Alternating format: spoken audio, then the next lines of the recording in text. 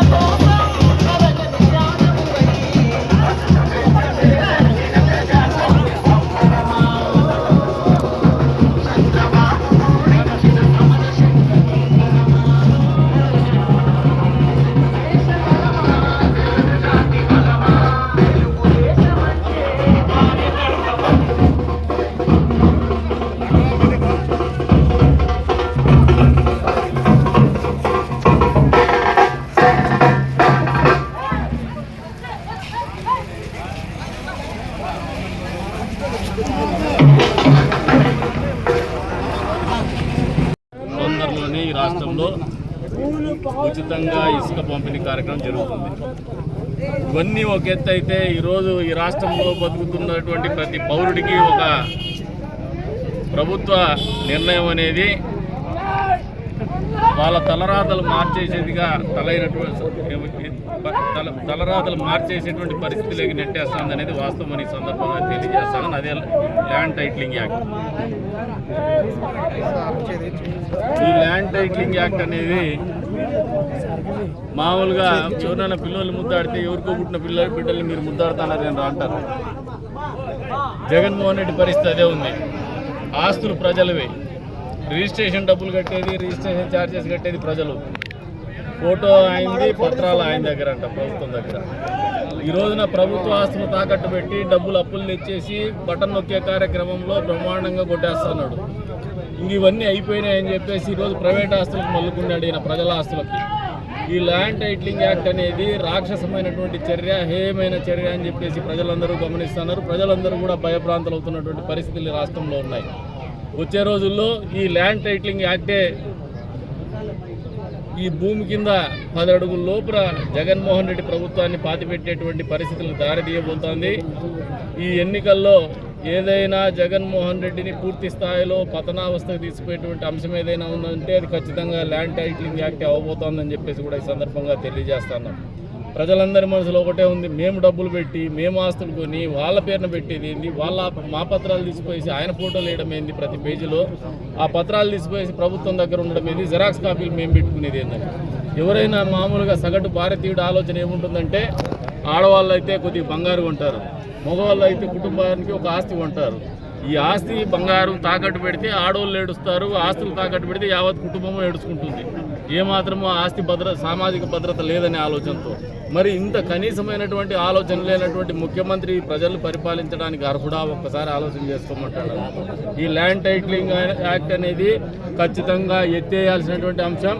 తొందరలోనే మా ప్రభుత్వం రాబోతోంది. ఈ ల్యాండ్ టైటిలింగ్ యాక్ట్ అనేది ఖచ్చితంగా ప్రజల మీద నుంచి తొలగిస్తామని చెప్పేసి కూడా ఈ సందర్భంగా తెలియజేస్తున్నాం. జగన్మోహన్ రెడ్డి రోజులు లెక్క పెట్టుకో, ల్యాండ్ టైటిలింగ్ యాక్ట్ పేరు మీద ప్రజల్లో ఉన్నటువంటి కోపం నిన్ను కాల్ చేయబోతోందని చెప్పేసి కూడా ఈ సందర్భంగా తెలియజేస్తున్నాం. ఉత్సాహం రావాలా, బాధ కావాలి. నన్ను బాధ పెట్టి మీరు బాధపడిపోతున్నారు. నాకు ఉత్సాహం తెలియదు సార్, మీరు ఉత్సాహం ఓడుకుని పోతారు.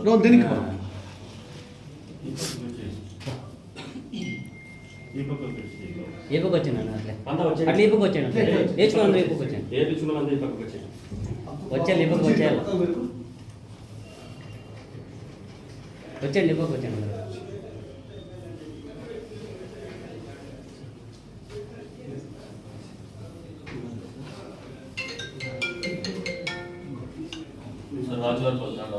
అంత తండాలి చంద్రాడిగా మహేష్